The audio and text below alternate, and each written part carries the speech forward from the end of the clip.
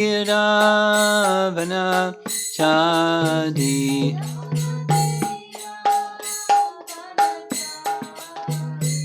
Jaya Radha Madhava Kunjabi Hari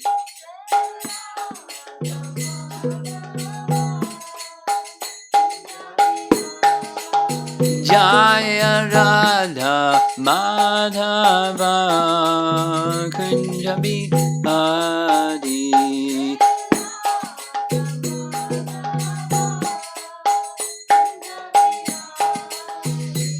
Gopi Jana Vallabha Girivara Dhari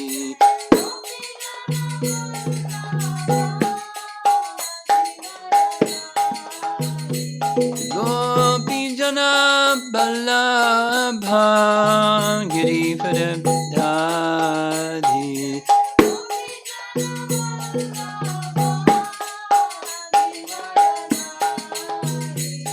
Jasodanandana Brajajanandana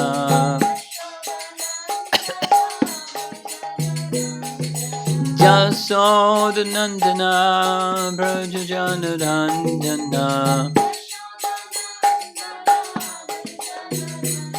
Jamunatira Vanachadi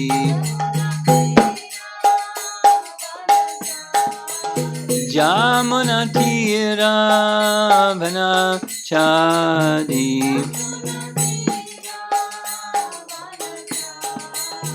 Jaya Radha Madhava Kunjabi Hari Madhava Kunjabi Hari Jaya Radha Madhava Kunjabi Hari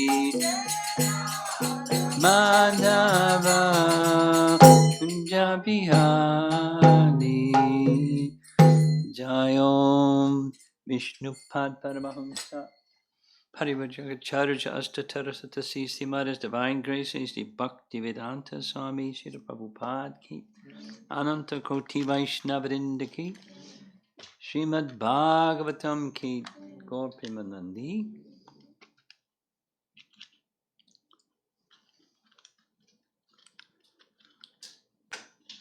Om Namo Bhagavate Vasudevaya Om Namo Bhagavate Vasudevaya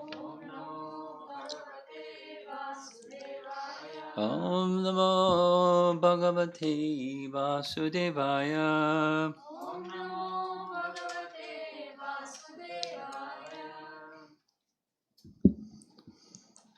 We're going to Vrindavan tonight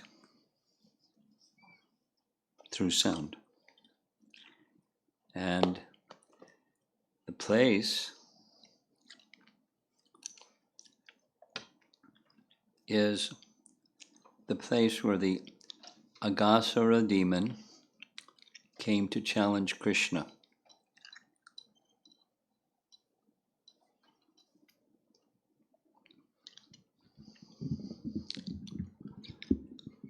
And we're reading starting from 10, 12, 26.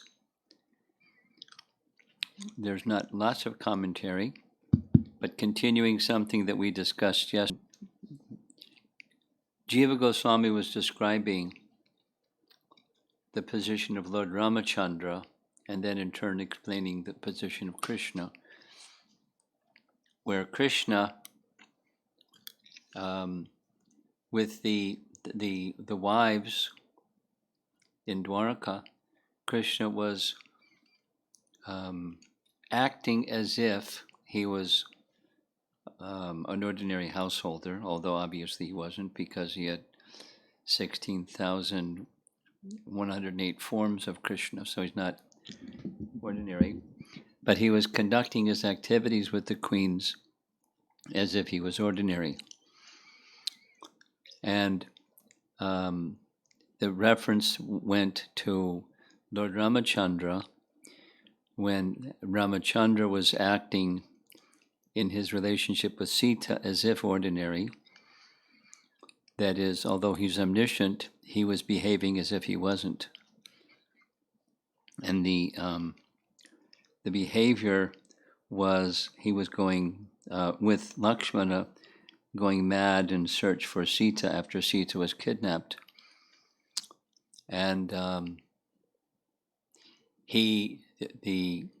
there's two verses towards the beginning of chapter 11, canto 9, and towards the end, where he was doing so purposefully. One of the reasons he was doing so was to instruct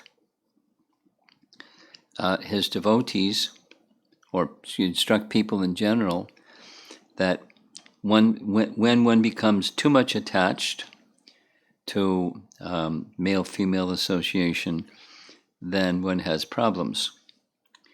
So this commentary by Jiva Goswami concludes that section that we read yesterday. Lord Rama's pastimes have two purposes.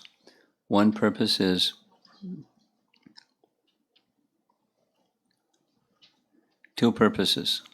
One purpose is, there's a second purpose. That's teaching people in general the path of renunciation.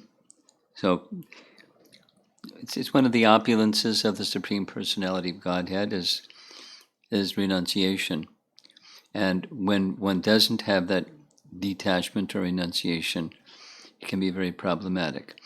So the conclusion from yesterday: the Lord's pastimes bring auspiciousness to all kinds of people.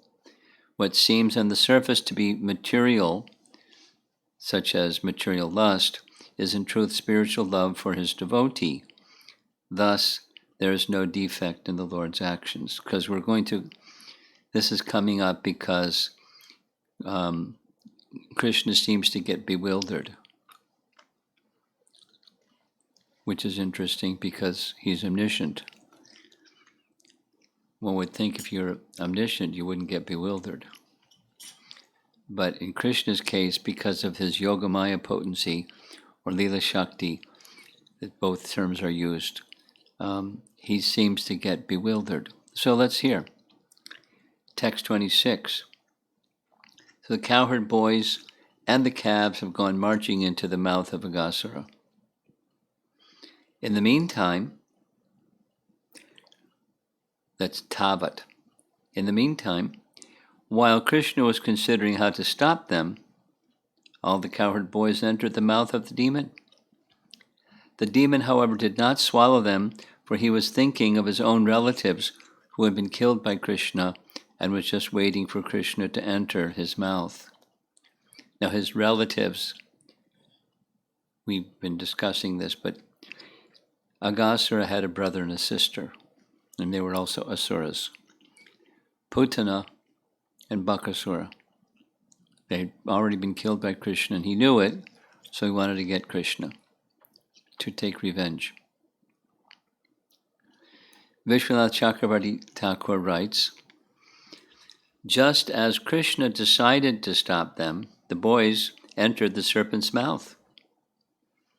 But the serpent did not swallow them. Why didn't he swallow them?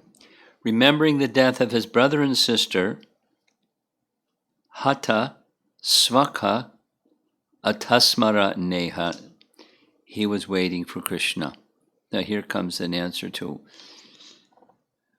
what has always been something of a mystery for me.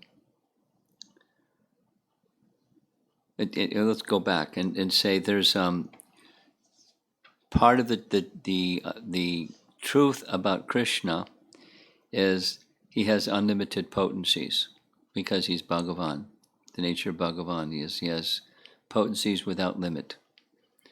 And one of those potencies it rules many other potencies, and that's Satya Sankalpa Shakti. So we know what Shakti means, potency. Sankalpa Shakti means a potency when you desire something, it happens. Sankalpa is an attainment you wish to gain, your intention. So, sankalpa. And Satya Sankalpa Shakti is a potency by which Krishna, anything he desires, he fulfills. So here's the doubt. If Krishna desired something, why did something else happen? Did it Satya Sankalpa go to sleep, or what happened?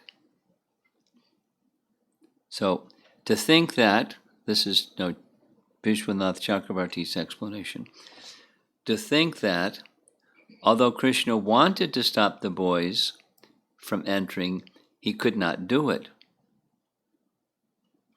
And that is Satya Sankalpa Shakti, that is, every desire of the Lord is fulfilled, was thwarted. That consideration is incorrect. Here's the correct consideration.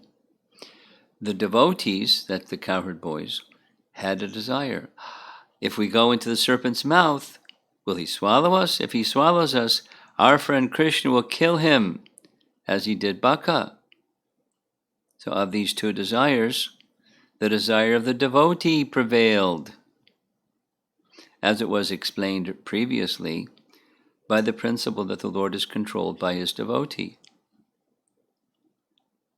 The Lord is controlled by his devotee. This is all arranged by the ever-watchful Leela Shakti of the Lord, which destroys all contradictions. So we know what Leela is, it's pastime, and Leela Shakti is the pastime by which his pastimes are conducted.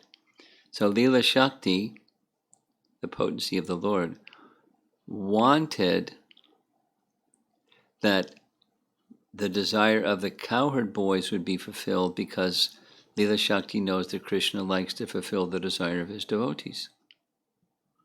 So although he was considering, Leela Shakti arranged it otherwise.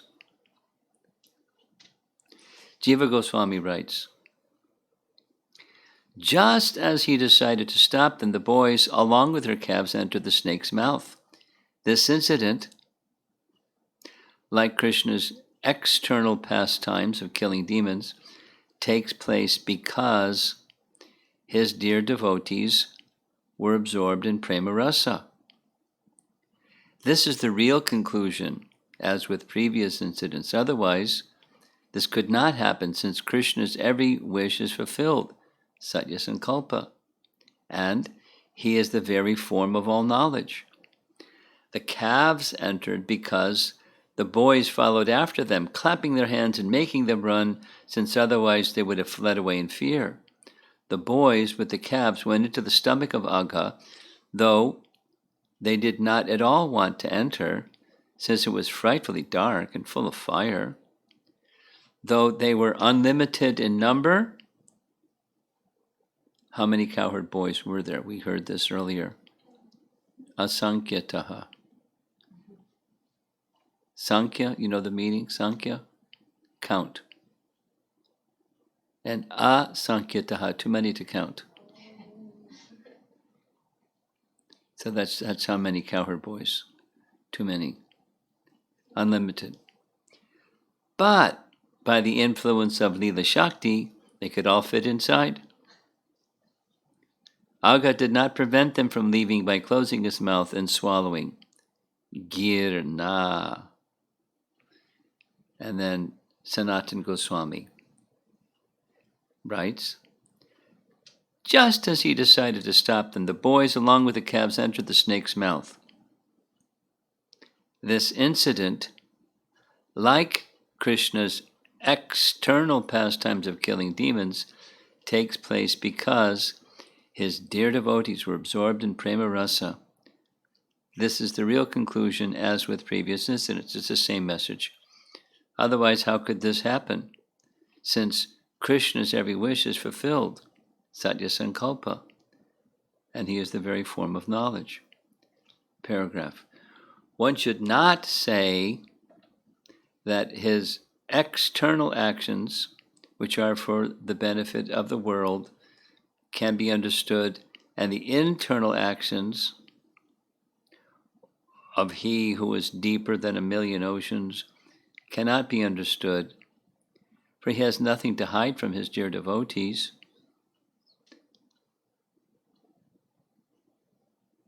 Jamunacharya is referenced, Stotra Ratna. Jamunacharya? Jamunacharya? No. Jamunacharya? Ramanujacharya? Jamunacharya. Okay. Jamunacharya wrote in Stotra. You know Ramanujacharya? No. No. From the disciplic succession called the Sri Sampradaya. Yeah. So Ramanujacharya is the one who is the principal acharya that wrote all the commentaries on Vedanta Sutra and this and that. His spiritual master Was Jamunacharya. Okay. Okay. So Jamunacharya writes in his some prayers, O Lord, who surpasses 3 types of limitations, some persons, having pure devotion to you, constantly see your fame and generous nature, though it is hidden by you by the power of your Maya. Some perfected, pure devotees can see him. So, for the devotees, there's nothing hidden. So, there's some kind of argument. I don't know that at that time, apparently, there was a group of people or devotees or philosophers or some people like that saying, well,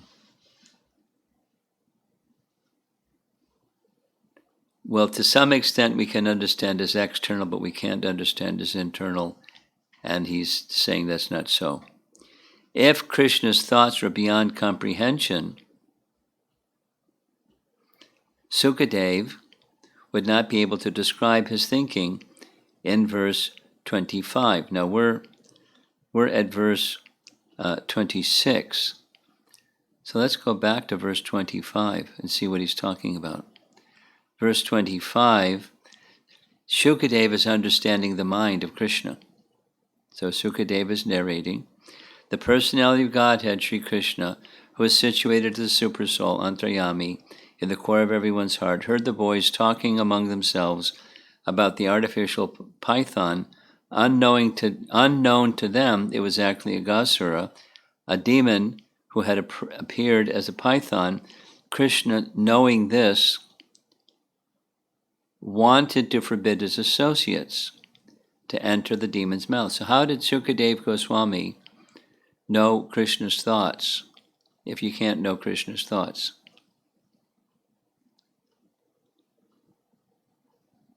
That's a contradiction, sounds like. So qualified devotees can understand both the inside and the outside. So it's not a worthy argument to say what was going on with Krishna we can't know, because some devotees know. So now, while Krishna decided to prevent the boys from entering, before that, Tavat, before his desire arose, they entered. Hearing the talks of the boys, he had decided to kill the demon, Rakshaha. This resolves the issue. So it's a puzzle. He's watching them going into the mouth of the serpent. Different explanations. They had practically already entered. As he was beginning to consider, they went.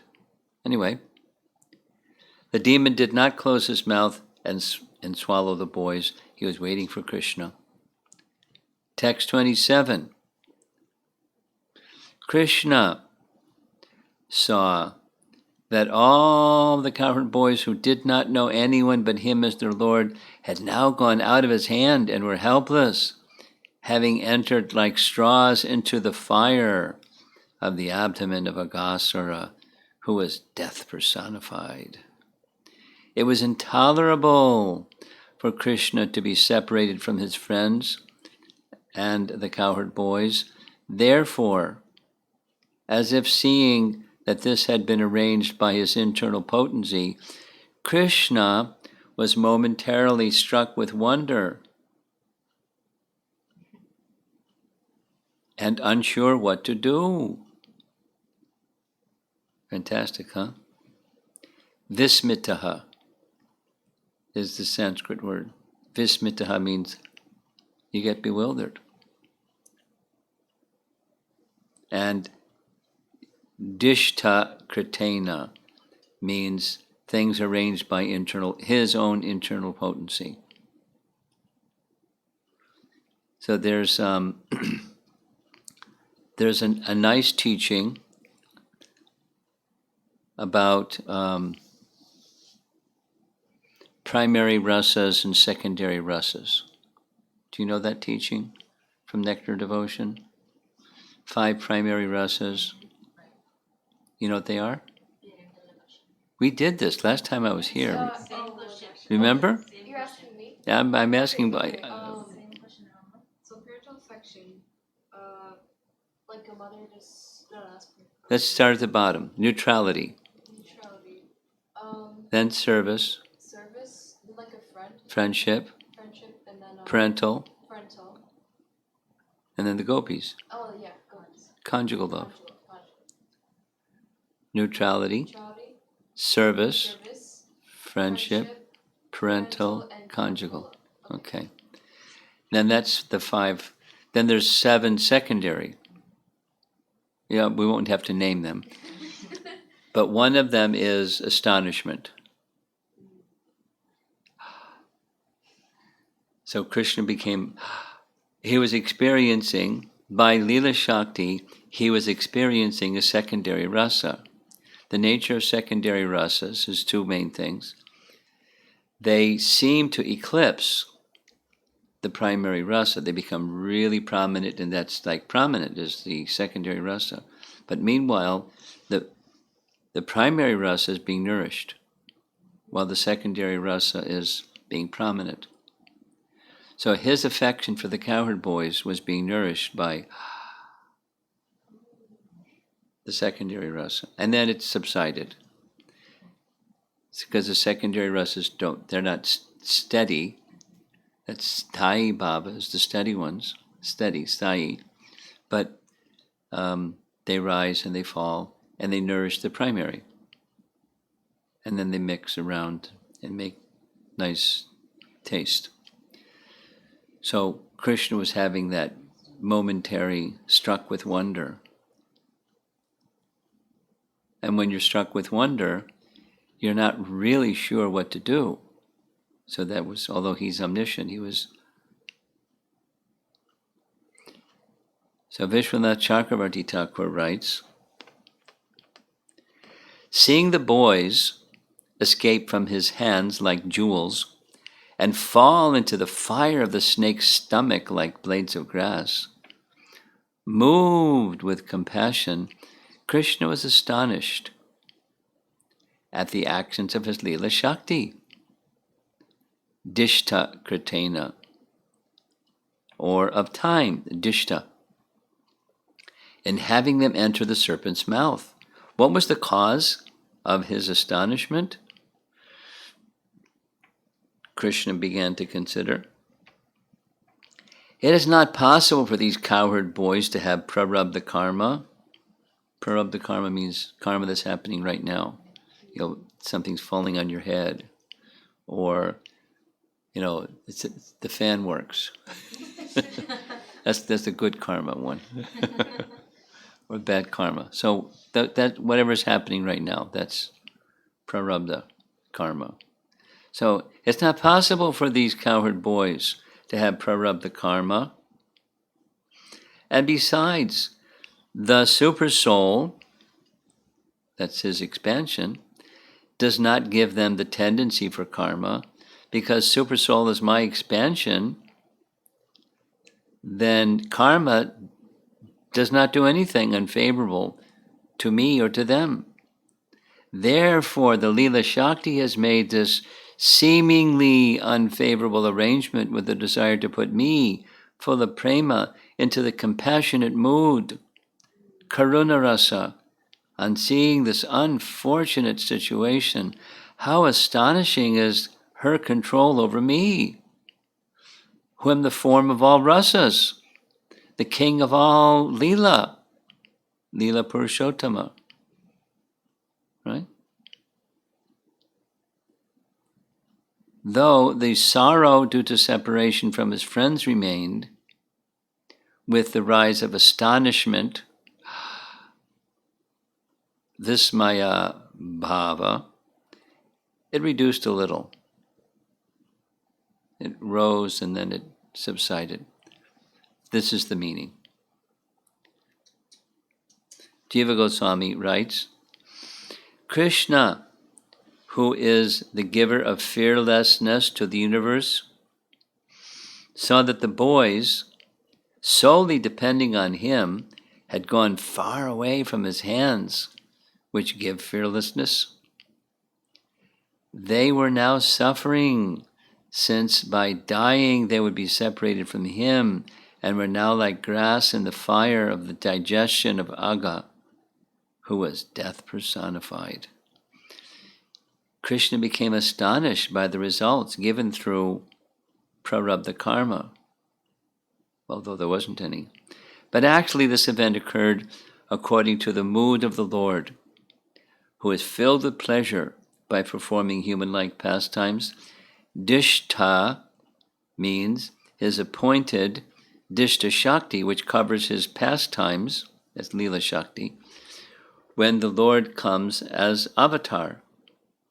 He was astonished by what had been done before his eyes, Dishta Kritena. He was amazed that in front of him his dear friends had been swallowed up. Or, Vismita can mean that he lost his smile out of grief, because smita can mean smile. And Vismita means he lost his smile. His discrimination vanished because of being controlled by affection. Granad, because they had no other shelter. Ananya Natan, he understood that they escaped from his hands and were about to die. Therefore he was astonished. Now this happens some other times. One other time, a very prominent one, is with the Kaliya serpent. When he saw the cowherd boys and cows lying by the side of the Kaliya lake as if dead, because of prema, he loves them and they love him, and they're his life and soul. And I mean, he's omniscient, but because of affection, he was controlled by his affection for them. Now, we sometimes, Krishna's doing this and our doing this are not the same.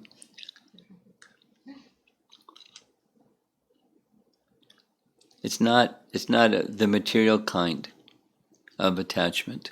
The material kind of attachment is all about we're at the center and it's our enjoyment and that kind of thing. And for Krishna, or Krishna's devotee, the object of love is everything, because the devotee takes full shelter of Krishna. Krishna is everything. So, like when same thing happened with Bakasura. I'm asking your younger daughter here. Do you know who is Bakasura? Well, I've heard of a A really big beak.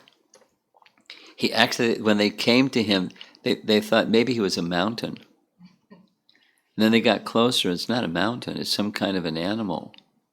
Wait a minute. It's not just some kind of an animal. It's a big bird with a big beak. Looks like a mountain peak. And so some of them were afraid. Though Krishna didn't want them to be afraid. he approached. Now he knew, because he's omniscient. And when he approached, by Krishna's arranging, the beak of the bird was so big that he put Krishna in his mouth. And when the cowherd boys and Balaram, who is also omniscient, saw that, they fainted.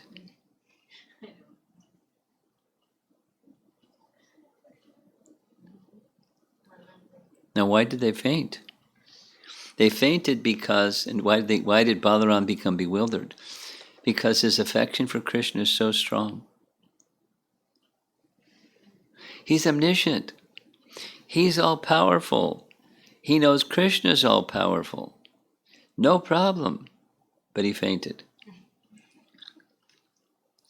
And this is the Leela Shakti. It's the result of the kind of love that exists in Vrindavan is the devotees, they're so attached to Krishna, and Krishna is so attached to them. So when Krishna is in difficulty, they faint. And when they're in difficulty, Krishna faints. Or becomes at least momentarily astonished. And his intelligence becomes bewildered. And then in a moment it's gone and he knows exactly what to do. It's a pastime. And it can't be understood any other way than it's a pastime. Because fundamentally, having gone through the whole of the first 9 cantos, we come to understand that there is a source of everything. And that source of everything is a person, Supreme Person.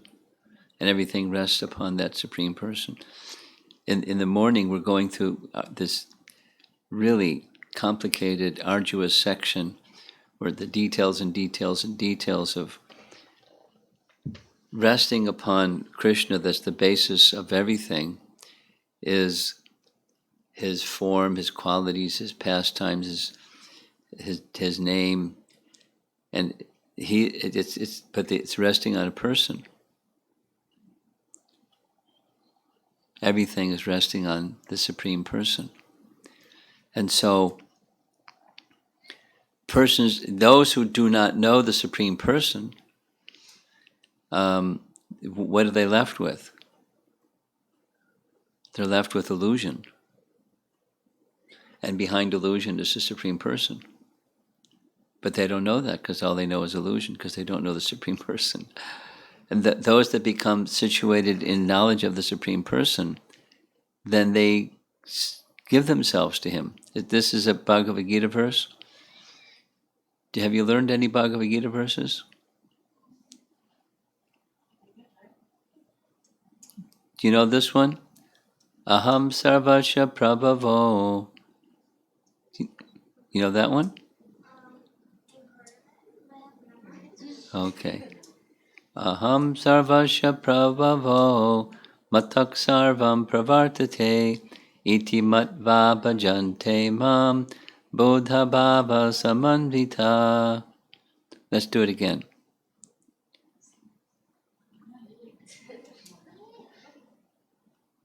Do you know? Or you can say it with me, but not alone. Aham sarvasya prabhavo matva of what I just said. Krishna is the from Krishna everything comes. And then he says it the other way around. I am the source of everything, everything comes from me. Backwards and forwards, or forwards and backwards. I'm the source of everything, everything comes from me. Thus knowing, iti matva, what do you do when you know that? Bhajante mam. You engage in his service. And so, supposing you don't know that yet, maybe you just have an idea that there's something that's the source of everything. And then you read Bhagavad Gita and Krishna says he's the source of everything. So on the authority, with some faith in succession and the teaching of Bhagavad Gita, I'll take shelter of Krishna, serve him, and then gradually we can start to understand him. That is to say, his spiritual potency dismisses illusion, the covering that makes us forget who he is, and we can start to understand who he is, and then live our lives according to who he is, and gradually more and more and more be connected, and just like all the time, like your nice garden out here. And how'd you get the garden? Because you have to have some seeds. Where'd you get the seeds? From the source of seeds, not just the seed store. But what's the source of the seeds in the seed store? What's the source of everything? So when we're growing a garden, it's good to think Krishna is the seed-giving source of everything, and by his plan, the whole thing unfolds. And even if the squirrels do eat some things, it's still okay. Yes.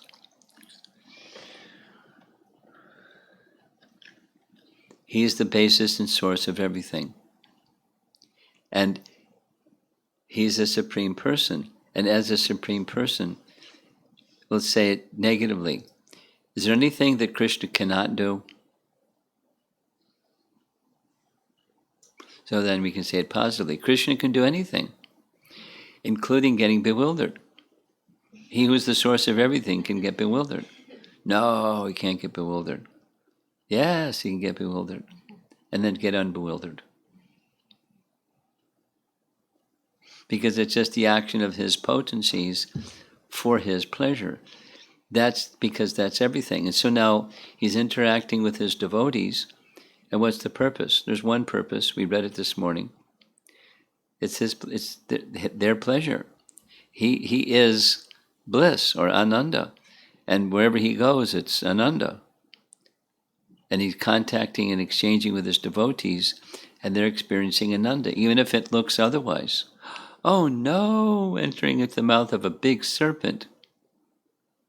I mean, the serpent was really big, 8 miles long. That's a big serpent. And his mouth, with his touching the clouds in the sky, it was really big.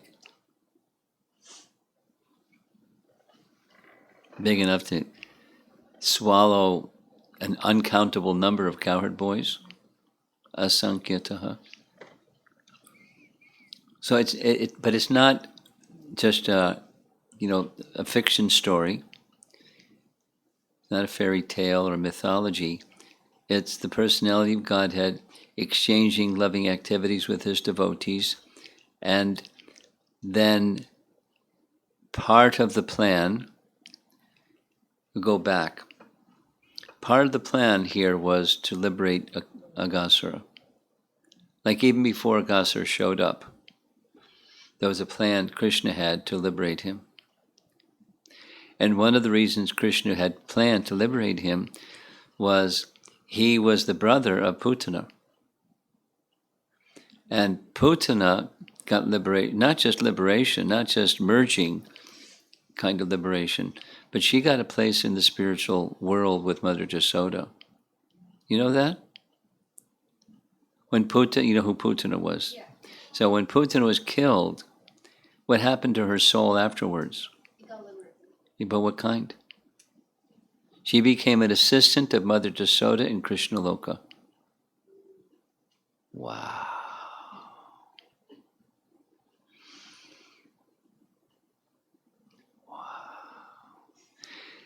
And so the verse that describes this says, although she came, this is chapter 6, canto 10, although she came with the purpose, the intention was to kill Krishna, she came in the disguise of a nurse to feed Krishna.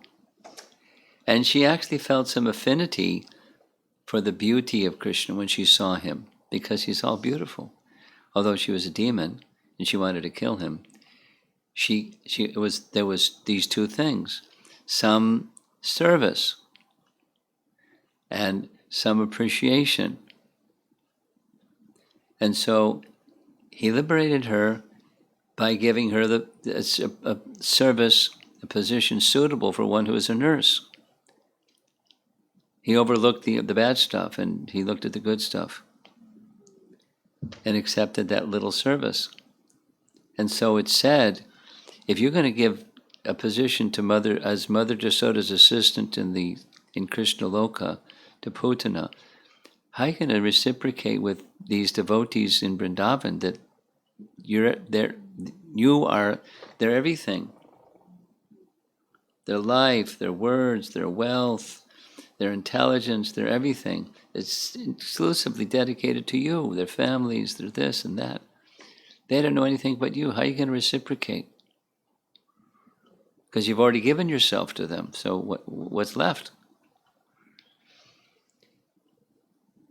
Vishwanath Chakravarti Thakur says he can't. What's just something that God can't do or Krishna can't do? He can't adequately reciprocate with those who have given themselves, like the Brijbasis give themselves to him. He's indebted to them. The debt he'll not be able to repay. Or as he says to the gopis, they'll have to be satisfied with their own feelings of love for him, because he can't possibly repay them. It's a nice alternative to material life. It's another kind of existence. And we're being introduced to it by Srimad Bhagavatam's verses and our commentaries.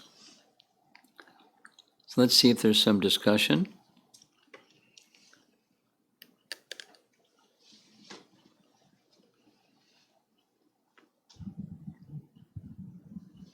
Hare Krishna Maharaj, thank you for coming back again. I have a couple of questions. First question is the reciprocation. Is what? The reciprocation that you just talked about.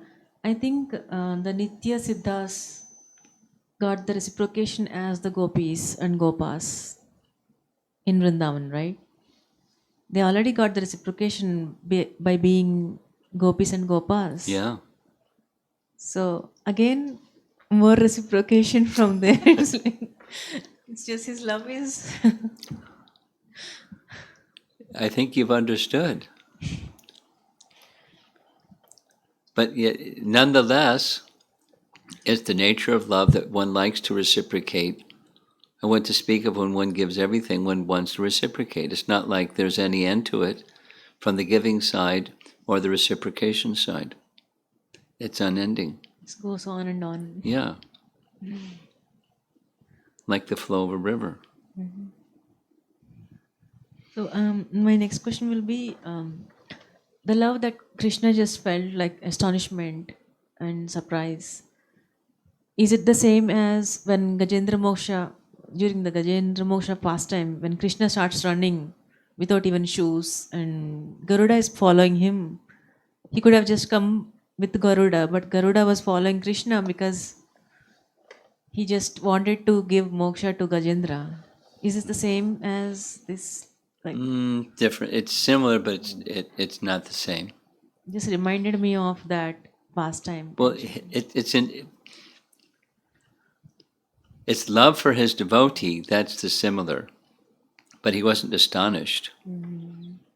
It was a different emotion than astonishment.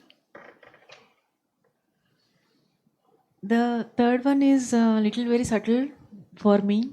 It's more for me, the Okay. question. So recently when we had Radha Shyam Sundar on the altar, I got to do some service and I was numb. Normally I would be very excited and enthusiastic to do service, but this time I was like, I was stuck. I mean, I wanted to do service, but there was some distance between me and Shyam Sundar that I felt. So I'm not able to understand. But after Shyam Sundar went away again, then I was back to normal, the way I used to do service with Radha Madhava. So I'm not able to understand. Did I have a greed to serve Radha Shyam Sundar, or what happened to my greed? So I felt like that greed was missing during that time, that couple of days.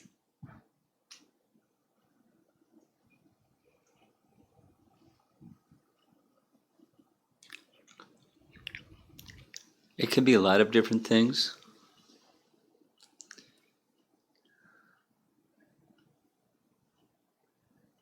And it could be it could be a lot of different things. Being overwhelmed in a mood of awe and veneration. That is, they're so Radha Shyama Sundar are so awesome and so whatever, special, spectacular. One may feel I can't get close because they're so high.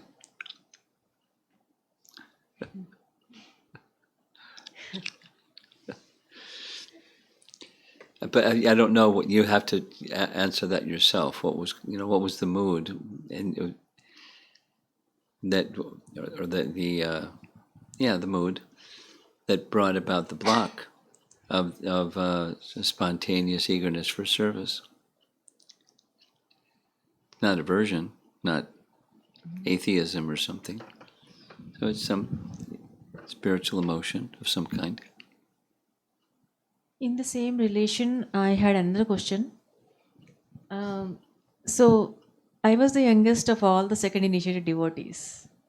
So my thought process was I would shadow and try to learn how they are doing and try to observe as much as possible and learn by observation and by following. Good. Um, but But- when one devotee wanted to take the service instead of me, I felt like giving it rather than me doing it. So I felt like, in that situation, like, should I be greedy to do the service, or should I just give it to my, So I couldn't decide. I felt like I just gave it, and then afterwards I felt like, oh, maybe I should have done it. I didn't realize what There's was not a right or happening. wrong in situations like that. It's not this is right and that's wrong, or the other way around. So then one final question. It's because it's your relationship. It's your relationship with the Lord and His devotees, and when that's at the center, then it can go this way or that way. In other words, He will give you another opportunity. That's for sure. And so, whether it's this way or that way, main thing is that the pleasure of Krishna and Krishna's devotees is at the center. And Krishna's devotees may be very pleased that, oh, she's so very enthusiastic. Or they could be pleased to say, oh, she's so humble. She's so sacrificing. No, so it's pleasing the Krishna and Krishna's devotees that's at the center. No right or wrong answer. So one last, I need a confirmation, like whether my thought is right or not. So our greed to serve Krishna shouldn't be hurtful to other devotees. Well, what does that mean? Like, Hurtful, it should but, not cause a mad elephant offense. but excuse me, but what I meant by what does that mean is what's really hurting another devotee versus what's not hurting another devotee. So, that's not an easy question to answer. You may have your idea is this is hurtful and that's not hurtful, but it depends. There's not a right or wrong answer on what's hurtful, not hurtful, in something like this.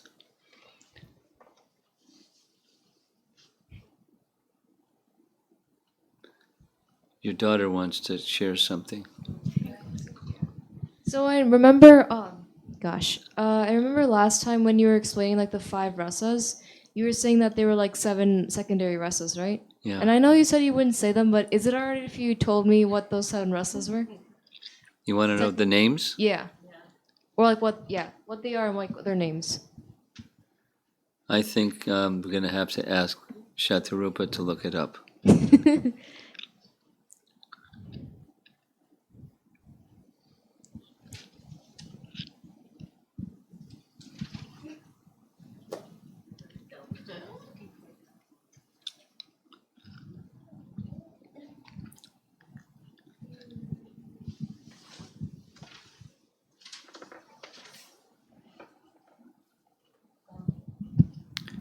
I have one more question. Okay. It's more like a parenting question. My little one and we were reading Srimad Bhagavatam, I'm listening. and in the introduction section, there was this conversation about how Chaitanya Mahaprabhu said, you should not be even thinking about. Chota Hardas Thakur was looking at somebody lustfully, and then that was an offense, and then Chaitanya Mahaprabhu felt very, that's wrong, and then he banished him from his darshan, and then he committed suicide. Yeah. So then, I have them, Shatarupa. No problem. so as soon as my daughter heard that, she started crying. I mean, why would he commit? It's a very small thing, and why he would commit suicide, and why Chaitanya Mahaprabhu did not forgive even after committing suicide. Like, it's hard. Like at this age, I don't know how to convince her, or so how to It was explain a that. pastime. After that event, he was always in association of Lord Chaitanya singing. One of his gifts was singing. So the devotees heard Lord Chaitanya would go by the shore, and he'd hear the beautiful voice of Chota Haridas singing. So it was a pastime for Lord Chaitanya to teach a lesson that those who are in the renounced order must never. Never. So it was because there are persons in the renounced order that do monkey business. And he wanted his followers to not do that. So then it was said, even in their sleep, they would not do monkey business. They were, Lord Chaitanya's was so strong.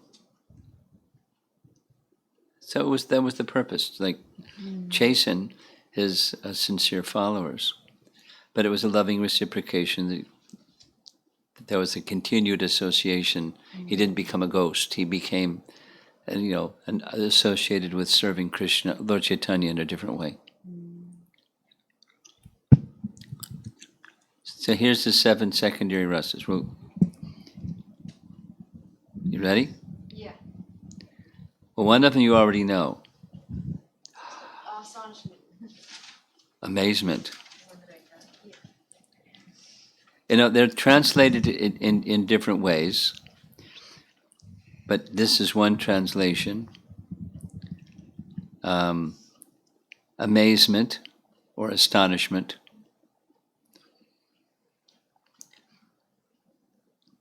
Next one is humor.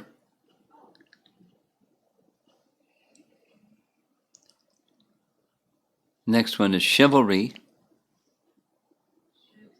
Chivalry. Grandfather Bhishma. Chivalry. Yeah. Okay. Compassion.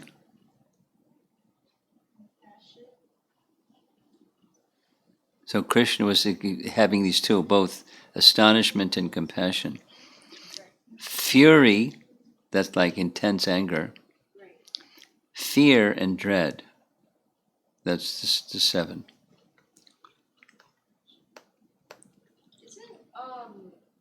Isn't like fear and dread kind of the same thing? How are those differentiated? Fear is, here comes some danger. Dread is, oh no, something bad is going to happen. I'm going to fail my exam. That's different than fear. Fear is, here in comes some guy with a gun and. Also, like incoming. Well, it's threat of one's safety. That's fear, And dread is something unfortunate is going to happen.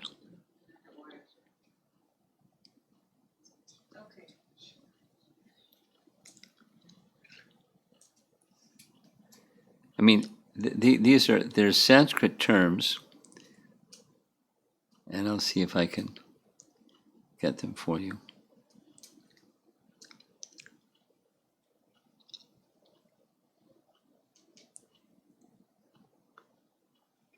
Anyway, it's in, it calls it something else in, it's humorous. Huh? You have the Sanskrit words?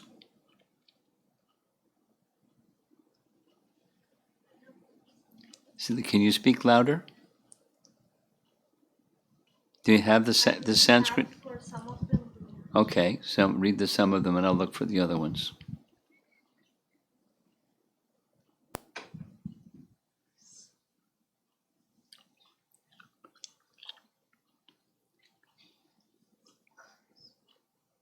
There is comedy, hasya rasa. Comedy, you there? Yeah. Laughter, humor, comedy, Humor. hasya. Then the bibhatsa is disgust or ghastliness.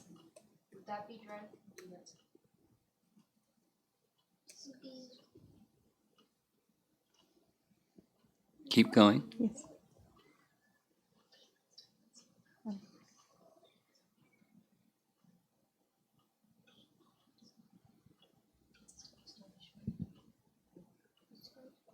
Adbhuta is astonishment.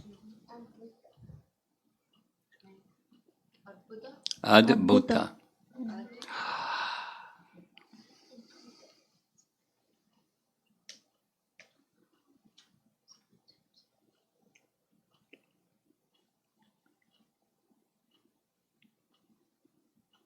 Veera is chivalry. Veera.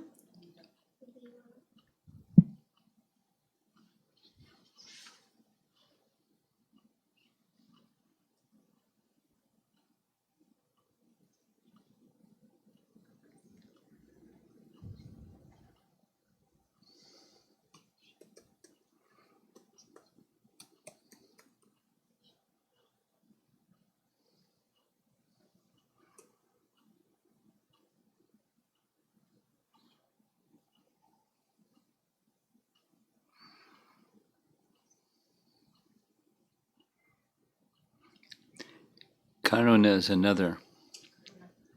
Compassion. Raudra is another. That's anger.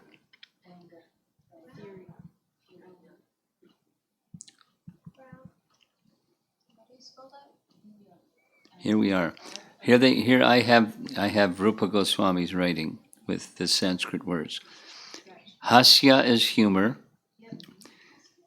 Adbhuta is astonishment. Vira, chivalry, or here it says enthusiasm. Karuna, compassion, there's another word in English, lamentation.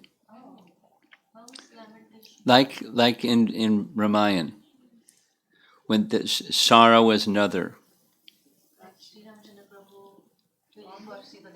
Just with Lord Ramachandra. Let's just listen, don't talk. Thanks. When everyone came to know that Ram was banished to the forest for 14 years, there was sorrow and sorrow and sorrow. The English translation reads like that. Lamentation, sadness, compassion. Karuna is the Sanskrit word.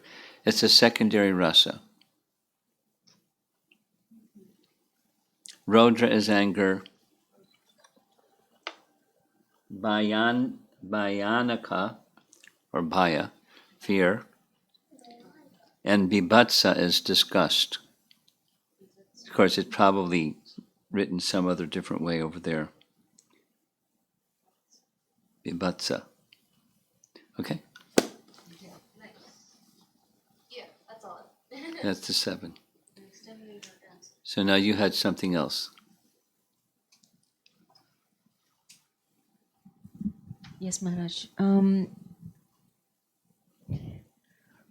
I take care of Krishna and I take care of my children, but sometimes my little one thinks that I take care of him more than her. So how do I?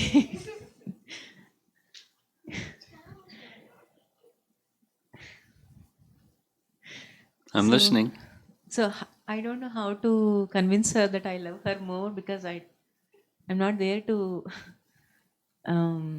love him more than them, So Well, I don't know if you need to convince her, because our service goes to Krishna, and Krishna's parts and parcels, his, particularly the living entities who are in devotee bodies, they're dear to Krishna too. It's not, if one holds Krishna dear, is it possible to not hold one who is dear to Krishna dear? I'm asking your daughter. listen again. So you disagree with her? You agree with her? Huh?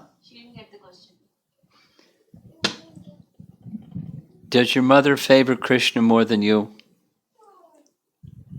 Yes or no? Well, she spends more time down here. Huh? Does she spend her time more at the like?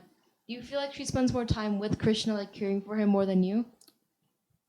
No, most of the time she's down here. What does that mean? By down here, because the downstairs is like the temple room, I guess. Do you mean that she spends more time over here? Well, you come to where she is. That's pretty simple. Go help your mother in the kitchen. Instead of saying, she should spend time with me, you go spend time with her. That's right. Okay. Next, let's go to online questions.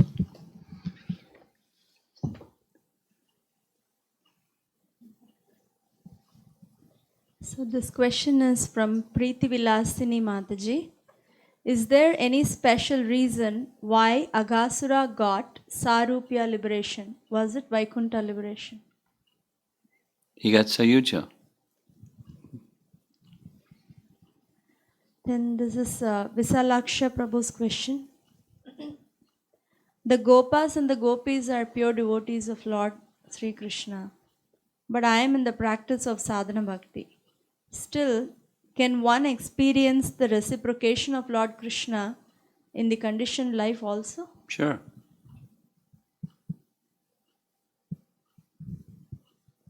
And this is the third question. This question is from Ruchira Mataji. This is not directly related to today's class, but it's something on my mind and would like to hear from you. Are there any downsides to spontaneously acknowledging and appreciating the selfless service of devotees in a closed team meeting? In a closed what? Team meeting? No. Or in... What are there downsides? Well, the only downsides that come to mind are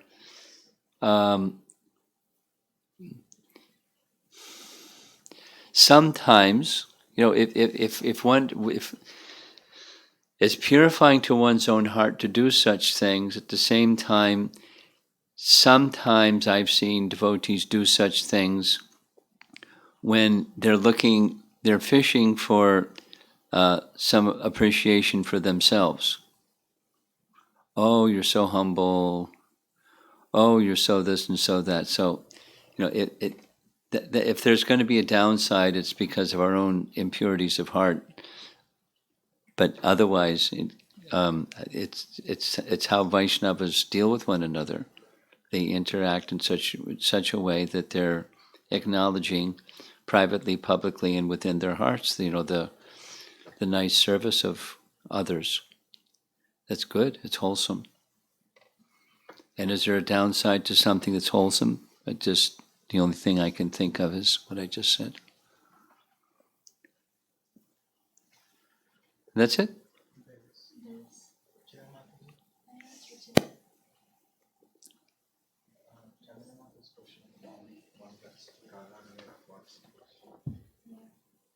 So this is Chandana Mataji's question.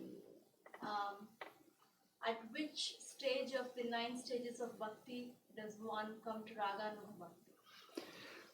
Well, those who are followers of Chaitanya Mahaprabhu are in the very beginning. I just sent this question this morning to one learned scholar, because my understanding is being a Raganuga, those in the mood of the Brajbasis that have spontaneous love for Krishna, like the gopis or Nanda and Jasoda and the cowherd boys, etc. Those are Ragatmika Bhaktas. And who is Lord Chaitanya? It's Krishna himself. So he's a Ragatmika. So we're followers of Lord Chaitanya, are followers of Rupa Goswami, who is a perfected soul in Rupa Manjari. So from the very get-go, we're beginning in the beginning stages of Raganuga Bhakti. We're following, it's not matured yet, but it's the beginning stage. We know that our worship and our service is taking us there. There's a definition like that in Rupa Goswami's definition of sadhana bhakti. It's going to take us there. So we've already begun. Followers of Lord Chaitanya have begun. It's a raga path. It's not at the matured stage yet, but the seed is already there.